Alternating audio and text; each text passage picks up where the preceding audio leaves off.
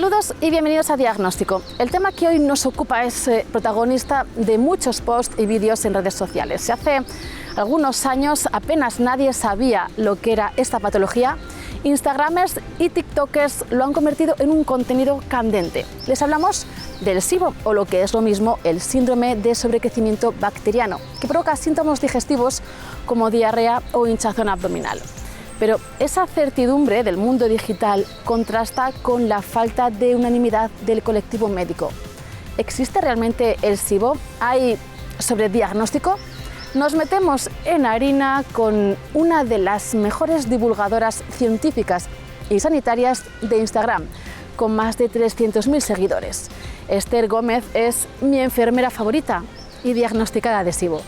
Tenía que organizarme un poco la vida, es decir, yo sabía que si iba a ingerir algún alimento o incluso el café, tenía que estar con todo controlado, saber que estaba en casa. Unas noticias y nos vamos con el SIBO.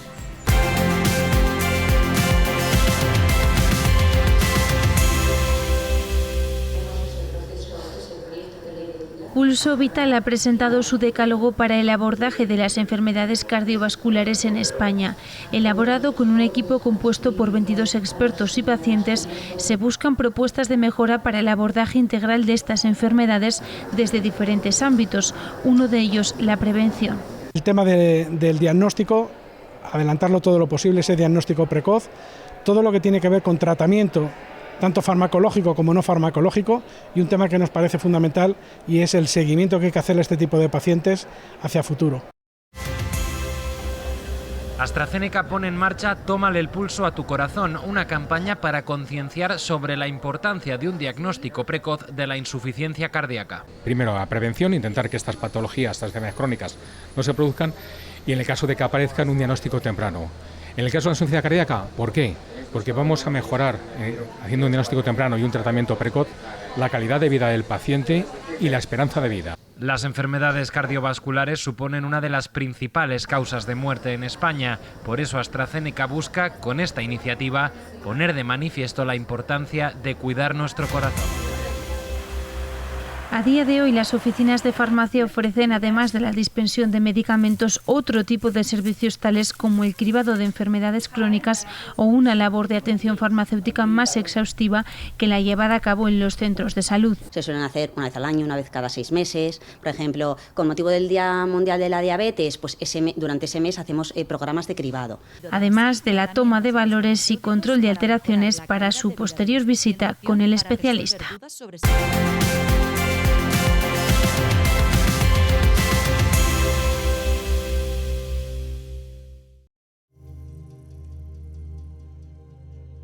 Es una de las patologías más controvertidas del momento.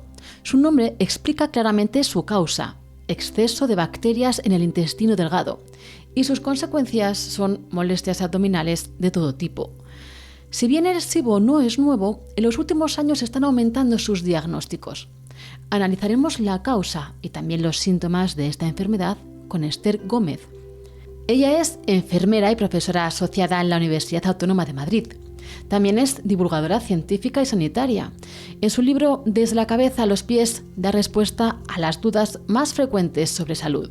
Pero además, más conocida en redes como mi enfermera favorita, acerca la información científica a sus más de 320.000 seguidores en Instagram. Es, por tanto, sanitaria, docente, divulgadora e instagramer. Y también paciente de SIBO. Podría decirse que las redes sociales han puesto en el objetivo esta patología que además genera muchísima controversia. De eso hablaremos más tarde, pero antes, Esther, o mi enfermera favorita, ¿qué es el SIBO y si hablas de ello de la cabeza a los pies? Bueno, pues el SIBO es el sobrecrecimiento bacteriano, que seguro que hemos escuchado muchos. Por explicarlo muy brevemente y para que nos entiendan, básicamente es cuando hay una migración en el intestino de esas bacterias que son buenas y tienen que estar en nuestro intestino para ayudarnos en determinados procesos, pero que por alguna razón, que ahí está el kit de la cuestión, saber cuál es la razón que ha producido ese desequilibrio, pues se van a ir a un lugar donde no deberían estar.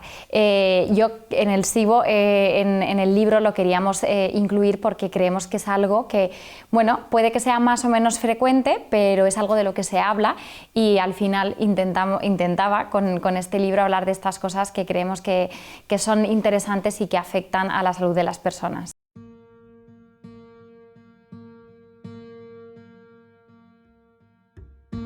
Síndrome de sobrecrecimiento bacteriano en el intestino delgado.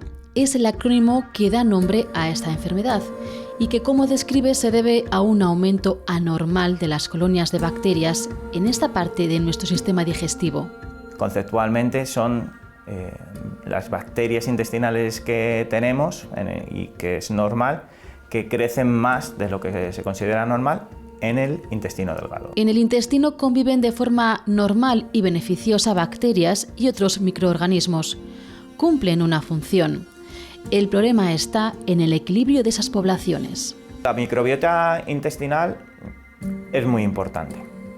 Realmente, y uno de los problemas que tenemos es que no sabemos muy bien cómo funciona y para qué sirve, cuáles son las bacterias buenas y las bacterias malas, qué tipo de familia de bacterias predominan en unas enfermedades y otras. Este crecimiento anormal de las colonias de bacterias no es inocuo. Puede dar lugar a problemas en la absorción de nutrientes. Las cifras reales de sobrecrecimiento bacteriano no se conocen, sobre todo porque partimos de la base que no sabemos cuántas bacterias en el intestino delgado en una persona sana se pueden considerar patológicas. A la consulta de atención primaria sí que vienen los pacientes contando los síntomas, diciendo, oiga, doctora, estoy todo el rato con la tripa hinchada, con la tripa distendida, de repente tengo despeños diarreicos, luego no, voy y vengo, ¿qué es lo que me pasa?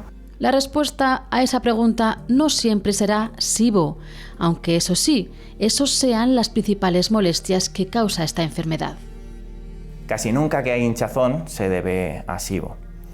La mayoría de las veces que hay hinchazón abdominal o diarrea se debe a otra condición del intestino, afortunadamente generalmente más leve, como es el síndrome intestinal irritable o diversos trastornos funcionales. Asumir que hinchazón y SIBO es lo mismo es un error muy importante. Y es que SIBO no es la única patología que provoca hinchazón abdominal y diarrea, sus síntomas más característicos, que conllevan, eso sí, mucho deterioro de la calidad de vida.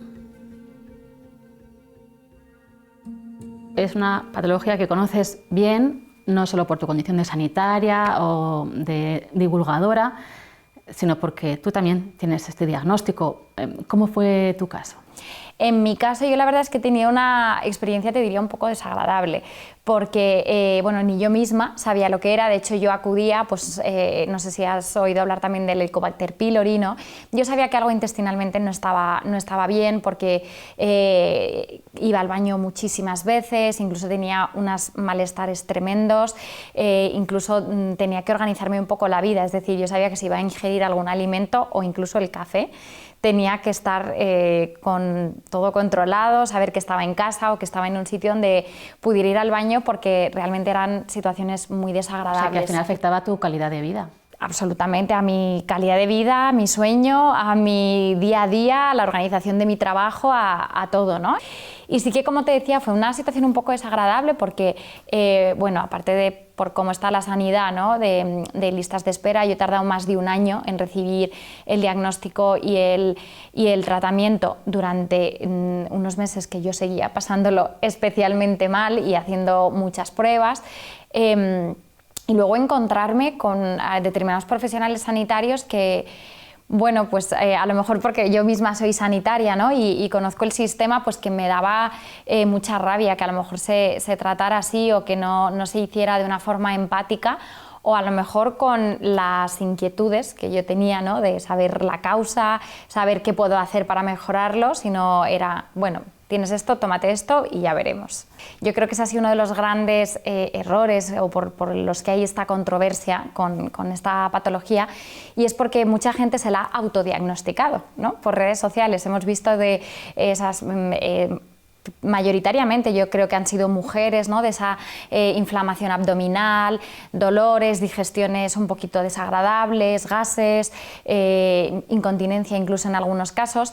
Y esto lo que hemos visto realmente es que no todos los casos eran SIBO, que esto es importante saber encuadrarlo y sobre todo diferenciarlo, porque ni todo es SIBO ni el SIBO no existe. Yo creo que en el equilibrio está en ese punto medio.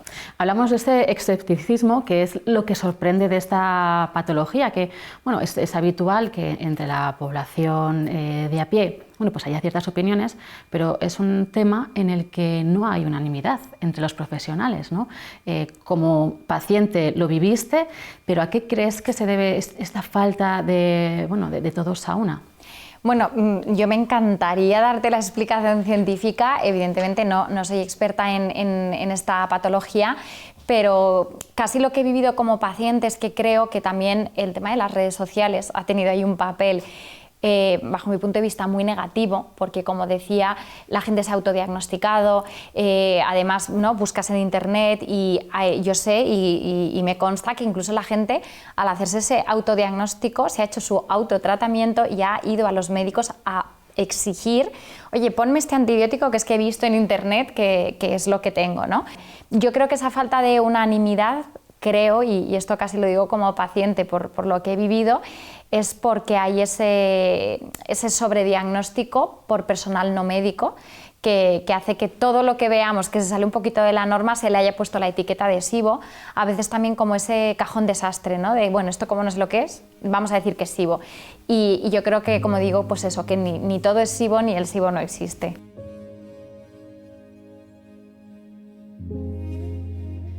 Según la Sociedad Española de Gastroenterología, el SIBO ha pasado de ser una patología casi desconocida a ser la enfermedad del tubo digestivo que con más frecuencia se diagnostica mal. Junto con la Sociedad Española de Patología Digestiva, han elaborado sendos documentos de consenso en los que coinciden en que la población sana, es decir, sin ninguna enfermedad estomacal previa, no deben realizarse un test diagnóstico de sobrecrecimiento bacteriano. Es una condición que se da sobre otras enfermedades del intestino delgado. Es muy raro que haya SIBO, que haya sobrecrecimiento bacteriano en una persona sana. Normalmente se acompaña de alguna otra enfermedad del intestino. Los test que se utilizan para el diagnóstico no son fiables. La mayoría de la gente a la que se le diagnostica un SIBO realmente no lo tiene, es un fallo del test. Mientras algunos especialistas son muy cautos a la hora de cuantificar las personas afectadas, algunas publicaciones cifran la incidencia del SIBO entre un 15 y un 30% de la población. Hay un poco de aumento de casos. ¿Por qué? Porque hemos aumentado las posibilidades diagnósticas. Se hacen más diagnósticos, con lo cual también hay más. No es que haya más, es que detectamos más. Yo creo que la mayor confusión viene desde el inicio, en que se están haciendo un montón de test de sobrecrecimiento bacteriano que son innecesarios y que están dando unos resultados que no son reales. Pero, ¿de dónde viene esta controversia y este aumento del interés por el SIBO? Esto no es una epidemia de SIBO. ¿Qué es lo que ocurre con el SIBO? Pues que ahora mismo en las redes sociales hay como mucha actividad, pero mucha actividad que lo que son testimonios personales. ¿Eso qué es lo que ha tenido como consecuencia? Que si hablamos más parece que hay más. Todos los testimonios que están en las redes no se corresponden con la realidad y sobre todo no tienen una repercusión o de verdad una causa clínica y médica que sea verdad. Los médicos tenemos la obligación de atender a los pacientes y darles solución a sus síntomas, incluso a aquellos síntomas que no les vaya a condicionar una gravedad o un peligro para su vida. También la gente que se hincha, la gente que no tolera la alimentación, también tiene derecho a salir, a ir a un restaurante con los amigos y a que les siente bien la comida, y nuestra obligación es atenderlos. Pero también nuestra obligación es dar información de calidad frente a la desinformación que se ve en las redes sociales. Estas discrepancias sobre el diagnóstico de SIBO acarrean también diferencias respecto al uso de antibióticos para tratarlo. Cuando realmente hay SIBO, que es en muy contadas ocasiones y en pacientes que tienen otras enfermedades importantes del intestino delgado, sí que hay que tratarlo y sí que hay que dar antibióticos. Lo que se cuestiona y las sociedades médicas ponen a colación es que porque haya un test positivo del SIBO, no hay que dar antibióticos, porque la mayoría de las veces es lo que se llama un falso positivo, es decir, que esa persona realmente no tiene SIBO. En lo que sí hay consenso es en los riesgos que esta explosión de falsos positivos de SIBO supone. Esta proliferación de testimonios no cualificados que dan consejos sobre cómo tratar síntomas como la hinchazón abdominal, dietas restrictivas, tratamientos innecesarios y patologías reales no diagnosticadas. Todo el gluten, voy a dejar de tomar también todas las legumbres, voy a dejar de tomar tal. Claro, acabo haciendo una dieta restrictiva y esa dieta restrictiva puede tener consecuencias para mi salud. Por ejemplo, puedo hacer una carencia de cualquier complejo vitamínico. Por eso es tan importante que acudan al médico, para detectar esos pacientes que sí que tienen una enfermedad grave y el resto tratarles también de manera global. Se banaliza por esa asociación que se hace a las redes sociales y a Instagramers no cualificados. Bueno, no solo se banaliza, sino que también yo creo que como es una cosa que, aunque es muy desagradable y te condiciona la vida, es cierto que no hablamos de una enfermedad que vayas a perder la vida de un día para otro. A muchas personas les afecta, pero no es absolutamente inhabilitante. Entonces, bueno, vas en el día a día y no es una cuestión de que a lo mejor se pare el mundo porque tengas esto, ¿no? Pero por supuesto yo creo que afecta el tema de las redes sociales y ahí yo creo que has dicho tú la clave. Profesionales no sanitarios, yo incluso soy prudente a mí cuando me dicen ven a hablar del SIBO, yo espera, yo no soy médico digestivo. Si yo como profesional sanitaria y que padezco la enfermedad, lógicamente incluso no me atrevo a dar recomendaciones ni a comentar ciertas complicaciones o situaciones de esta patología, es muy, a ver cómo lo digo elegantemente, pero creo que es muy kamikaze que haya personas que simplemente porque creen que ellos tienen esa patología den recomendaciones a la población. Podemos decir que las redes sociales lo han puesto de moda, pero sea una moda o no, lo cierto es que está habiendo más diagnósticos. ¿Existe una vinculación entre nuestra salud digestiva y nuestra salud emocional y el estilo de vida que llevamos? Por supuesto, esta palabra que está muy de moda ahora, la microbiota, que seguro que habrás escuchado hablar de ella, es algo que está dentro de nosotros, que es lógicamente beneficioso, esas bacterias que decimos que son buenas, pero esas bacterias son microorganismos vivos que también nuestro estilo de vida, los hábitos como pueden ser el tabaco, el alcohol, los ultraprocesados, incluso el sueño, el estrés, la ansiedad, todo eso afecta a nuestra microbiota incluso, y no solo a la salud digestiva, que como sabemos decimos que es ese segundo cerebro por esa conexión tan potente que tiene a nuestro cerebro, sino que también lo hemos visto con el estrés y la ansiedad, que puede afectar incluso a mujeres que no pueden quedarse embarazadas. Y bueno, como nuestro intestino es ese todoterreno, hay veces que no lo tenemos en cuenta y hay que parar. Y yo creo que también estamos en un buen momento, porque se habla mucho del intestino, siempre ha sido algo escatológico y nos daba como un poco de vergüenza hablar a lo mejor de esto, y yo creo que también estamos en ese buen momento de hablar de ello. Sentimos que nos hinchamos, tenemos diarrea, pero la solución en muchos casos no estará en los antibióticos. Para esto tenemos muchos tratamientos, entre ellos tratamientos psicoconductuales, porque en la sociedad en la que vivimos el estrés juega un papel muy importante en estos tipos de síntomas. Y hay muchos pacientes que realmente lo que tienen son problemas de salud mental, que hay mucho tabú en hablar de esto.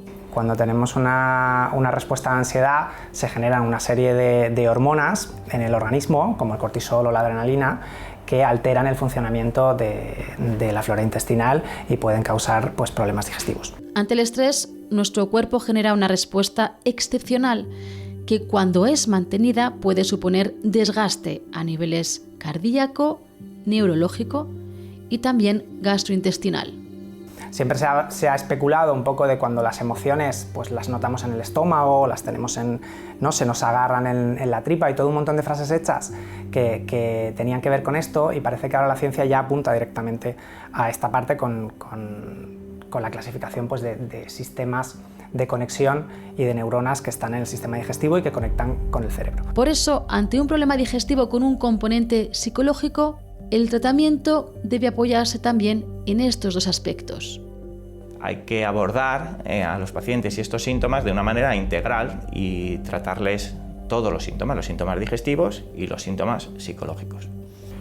La terapia psicológica mejora los síntomas digestivos que tienen que ver o que se agravan a causa del estrés y a causa de un manejo desadaptativo, por así decirlo, del funcionamiento psicoemocional, con lo cual cuando las personas hacen también una terapia psicológica en paralelo a un tratamiento médico o un tratamiento nutricional, mejora mucho más la sintomatología. Además, esta mejora será más sostenible a largo plazo, especialmente cuando los síntomas tengan que ver con motivos psicosomáticos.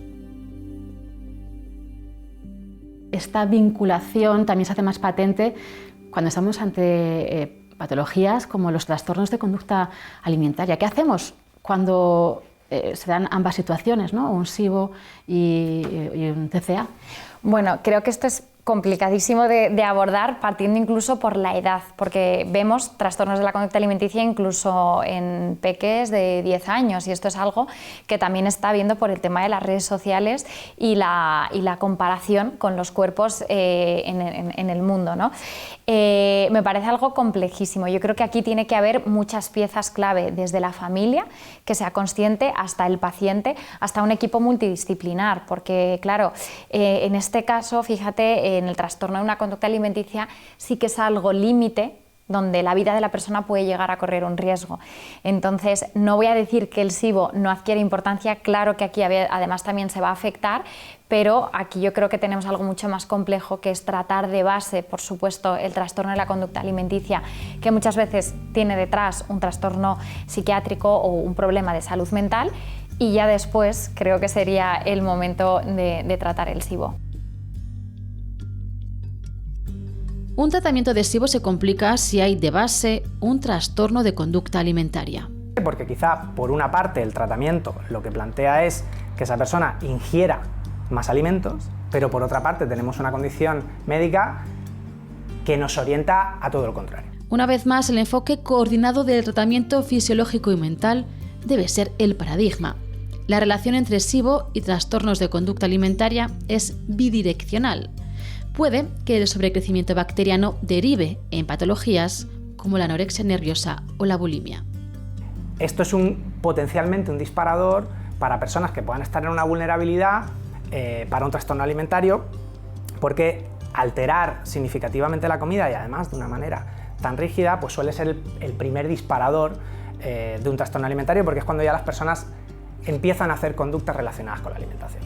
Pero también la enfermedad psicológica puede ser desencadenante de un problema digestivo. Cuando las personas, como parte de la sintomatología del trastorno alimentario, alteran mucho su alimentación, o cuando se provocan el vómito, cuando recurren a laxantes o a determinadas sustancias, todo esto puede alterar mucho el funcionamiento digestivo.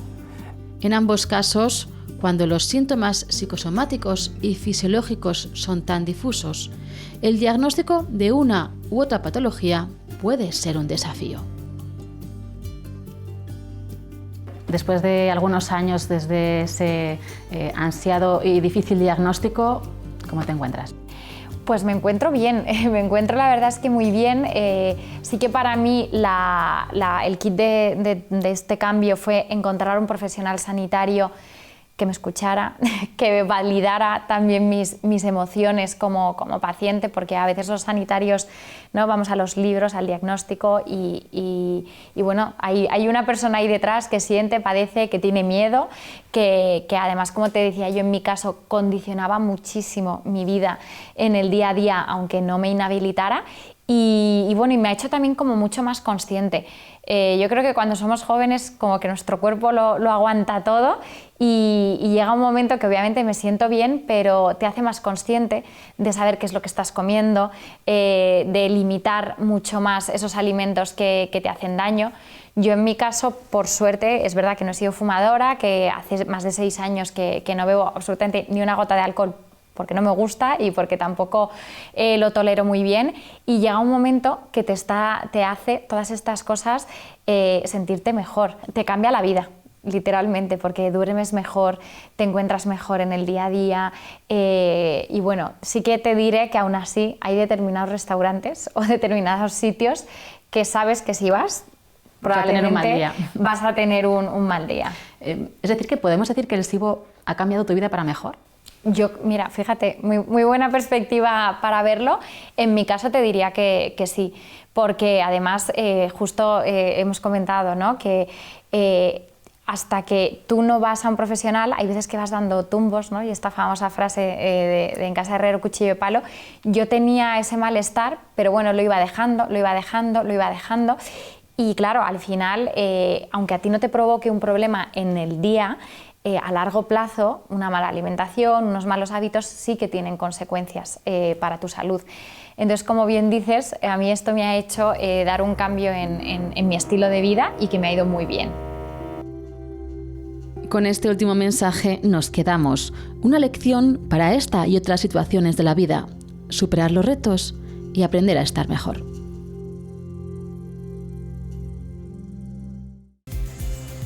Hasta aquí nuestro programa de hoy. Diagnóstico estará de vuelta con ustedes con más contenidos en tan solo una semana. No nos fallen, les esperamos.